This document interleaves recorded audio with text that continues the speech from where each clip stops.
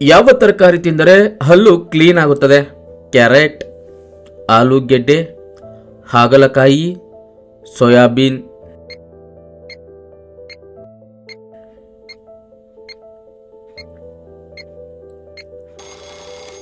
ಸರಿಯಾದ ಉತ್ತರ ಕ್ಯಾರೆಟ್. ಭಾರತದಲ್ಲಿ ಅತಿ ಹೆಚ್ಚು ನಾನ್ ವೆಜ್ ತಿನ್ನುವ ರಾಜ್ಯ ಯಾವುದು ಗೊತ್ತಾ? ಕರ್ನಾಟಕ, ನಾಗಾಲ್ಯಾಂಡ್, ಆಂಧ್ರ ಪ್ರದೇಶ, ಕೇರಳ.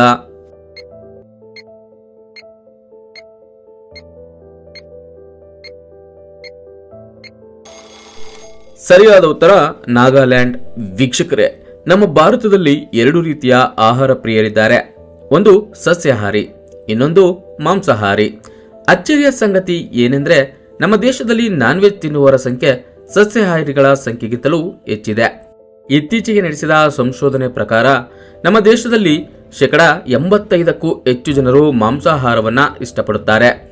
ನಾಗಾಲ್ಯಾಂಡ್ ರಾಜ್ಯ, ಇಲ್ಲಿನ 99.8% ಜನರು ನಾನ್ ವೆಜ್ ಇಷ್ಟಪಡುತ್ತಾರೆ. ಈ ಪಟ್ಟಿಯಲ್ಲಿ ಪಶ್ಚಿಮ ಬಂಗಾಳ 2ನೇ ಸ್ಥಾನದಲ್ಲಿದೆ. ಇಲ್ಲಿನ 99.3% ಜನರು ಮಾಂಸಾಹಾರ ಸೇವಿಸುತ್ತಾರೆ. ಕೇರಳ ರಾಜ್ಯ 3ನೇ ಸ್ಥಾನದಲ್ಲಿದೆ. ಆಂಧ್ರ ಪ್ರದೇಶ 4ನೇ ಸ್ಥಾನದಲ್ಲಿದ್ದು 98.25% ಜನರು ಮಾಂಸ ತಿನ್ನುತ್ತಾರೆ. ಈ ಪಟ್ಟಿಯಲ್ಲಿ ತಮಿಳುನಾಡು 6ನೇ ಸ್ಥಾನದಲ್ಲಿದೆ. ಯಾವ ಪ್ರಾಣಿಯ ಕಣ್ಣು ಕತ್ತರಿಸಿದರೆ ಮತ್ತೆ ಬೆಳೆಯುತ್ತದೆ?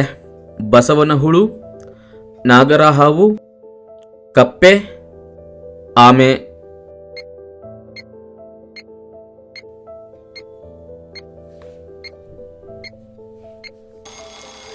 ಸರಿಯಾದ ಉತ್ತರ ಬಸವನ ಹುಳು. ಊಟದ ನಂತರ ಯಾವ ಹಣ್ಣು ತಿಂದರೆ ರೋಗ ನಿರೋಧಕ ಶಕ್ತಿ ಹೆಚ್ಚಾಗುತ್ತದೆ? ದಾಳಿಂಬೆ, ಕಿತ್ತಳೆ, ದ್ರಾಕ್ಷಿ, ಬಾಳೆಹಣ್ಣು.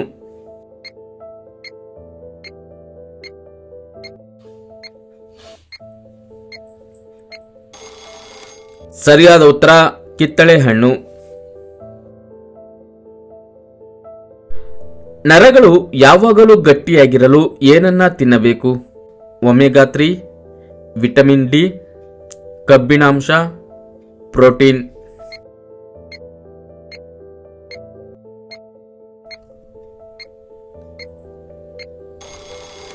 ಸರಿಯಾದ ಉತ್ತರ ಒಮೆಗಾ 3.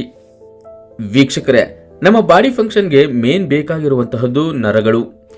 ನರಗಳು ಕರೆಕ್ಟ್ ಆಗಿ ವರ್ಕ್ ಮಾಡಿದರೆ ಮಾತ್ರ ನಮ್ಮ ದೇಹ ಸರಿಯಾಗಿ ಕಾರ್ಯಗಳನ್ನ ಮಾಡುತ್ತೆ.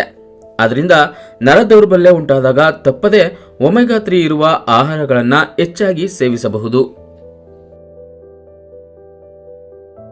ಹಲಸಿನ ಹಣ್ಣು ತಿನ್ನುವುದರಿಂದ ಯಾವ ರೋಗ ಬರುವುದಿಲ್ಲ? Allergy, cancer, sugar, BP.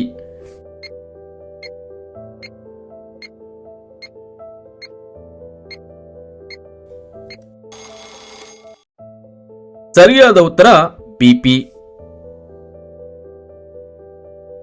ಯಾವ ಕಾಯಿಲೆಯಿಂದ ಬಳಲುತ್ತಿರುವವರು ಸಿಹಿಗೆಣಸಿನಿಂದ ದೂರವಿರಬೇಕು?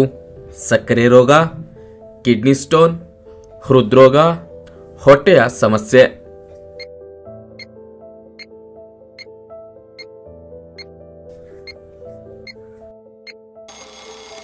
ಸರಿಯಾದ ಉತ್ತರ ಎಲ್ಲವೂ. ವೀಕ್ಷಕರೇ, ರೋಗ ನಿರೋಧಕ ಶಕ್ತಿಯನ್ನ ಬಲಪಡಿಸಲು, ತ್ವರಿತ ಶಕ್ತಿಯನ್ನ ನೀಡಲು ಮತ್ತು ತೂಕ ಇಳಿಕೆಗೆ ಗೆಣಸು ಸಹಕಾರಿಯಾಗಿದೆ. ಸಿಹಿ ಗೆಣಸನ್ನ ಎಲ್ಲ ವಯಸ್ಸಿನವರು ಸೇವಿಸಬಹುದು. ಇದನ್ನ ಎಲ್ಲ ಸೀಸನ್ನಲ್ಲೂ ಸೇವಿಸಬಹುದು. ಆದರೆ ಕೆಲವು ಕಾಯಿಲೆಗಳಿಂದ ಬಳಲುತ್ತಿರುವವರು ಸಿಹಿ ಗೆಣಸನ್ನ ತಿನ್ನಬಾರದು ಎಂದು ತಜ್ಞರು ಹೇಳ್ತಾರೆ. ಮಧುಮೇಹ ರೋಗಿಗಳು ಸಿಹಿ ಗೆಣಸನ್ನ ಸೇವಿಸಬಾರದು, ಏಕೆಂದರೆ ಇದು ಹೆಚ್ಚಿನ ಗ್ಲೈಸೆಮಿಕ್ ಸೂಚಿಯನ್ನ ಹೊಂದಿದೆ. ಇದು ರಕ್ತದಲ್ಲಿನ ಸಕ್ಕರೆ ಮಟ್ಟವನ್ನ ಹೆಚ್ಚಿಸುತ್ತದೆ. ಮೂತ್ರಪಿಂಡದಲ್ಲಿ ಕಲ್ಲುಗಳನ್ನ ಹೊಂದಿದ್ದರೆ ನಿಮ್ಮ ಆಹಾರದಿಂದ ನೀವು ಸಿಹಿಗೆಣಸನ್ನ ಹೊರಗಿಡಬೇಕು.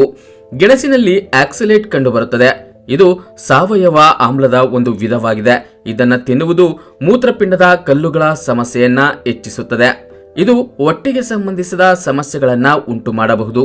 ಈ ತರಕಾರಿ ಬಹಳಷ್ಟು ಫೈಬರ್ ಮತ್ತು ಪಿಷ್ಟವನ್ನ ಹೊಂದಿರುತ್ತದೆ.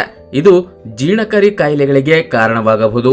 ಇದು ಮಲಬದ್ಧತೆ, ಗ್ಯಾಸ್, ವಾಯು, ಊತ ಮತ್ತು ನೋವಿನಂತಹ ಸಮಸ್ಯೆಗಳನ್ನ ಉಂಟು ಮಾಡಬಹುದು. ಹೆಚ್ಚು ಸಿಹಿಗೆಣಸು ತಿನ್ನುವುದರಿಂದ ದೇಹದಲ್ಲಿ ಪೊಟ್ಯಾಷಿಯಂ ಪ್ರಮಾಣ ಹೆಚ್ಚಾಗುತ್ತದೆ. ಇದು ಹೈಪರ್ ಕೆಲೆಮಿಯಾಕ್ಕೆ ಕಾರಣವಾಗಬಹುದು. ಹೈಪರ್ ಕೆಲೆಮಿಯಾ ಕೂಡ ಹೃದಯಾಘಾತಕ್ಕೆ ಮುಖ್ಯ ಕಾರಣವಾಗಿದೆ. ಹೆಚ್ಚು ಟೊಮೆಟೊ ಸಾಸ್ ತಿನ್ನುವುದರಿಂದ ದೇಹದ ಯಾವ ಭಾಗಕ್ಕೆ ಹಾನಿಯಾಗುತ್ತದೆ? ಹೊಟ್ಟೆ, ಮೂತ್ರಪಿಂಡ, ಶ್ವಾಸಕೋಶ, ಹೃದಯ.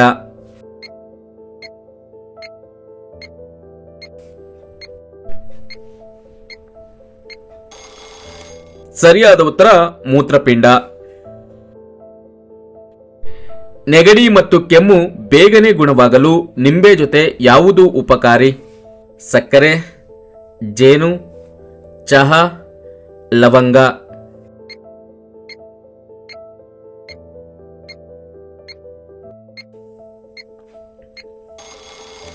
ಸರಿಯಾದ ಉತ್ತರ ಜೇನುತುಪ್ಪ. ಯಾವ ಪ್ರಾಣಿ ಹಿಂದಕ್ಕೆ ನಡೆಯಲಾಗದು? ಕರಡಿ, ಒಂಟೆ, ಕತ್ತೆ, ಕಾಂಗರು.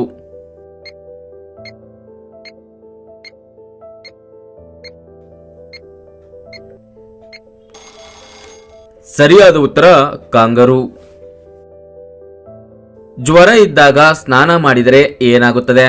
ಶಕ್ತಿ ಮರಳಿ ಬರುತ್ತದೆ, ಜ್ವರ ಹೆಚ್ಚಾಗುತ್ತದೆ, ದೇಹದ ಉಷ್ಣತೆ ಹೆಚ್ಚುತ್ತದೆ, ದೇಹ ಕೂಲ್ ಆಗುತ್ತದೆ.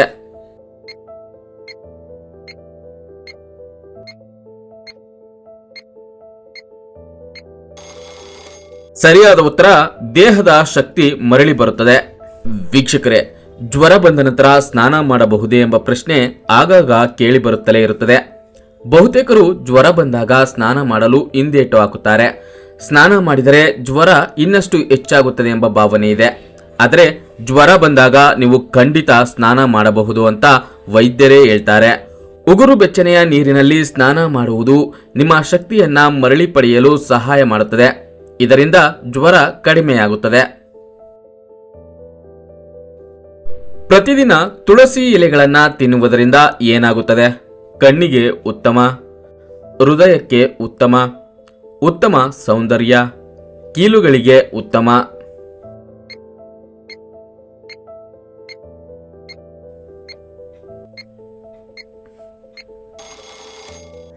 ಸರಿಯಾದ ಉತ್ತರ ಕೀಲುಗಳಿಗೆ ಉತ್ತಮ. ಚಳಿಗಾಲದಲ್ಲಿ ಯಾವುದು ಗಂಟಲು ನೋವನ್ನ ಕಡಿಮೆ ಮಾಡುತ್ತದೆ? ಜೇನುತುಪ್ಪ, ದಾಲ್ಚಿನ್ನಿ, ಕಪ್ಪು ಜೀರಿಗೆ, ಲವಂಗ.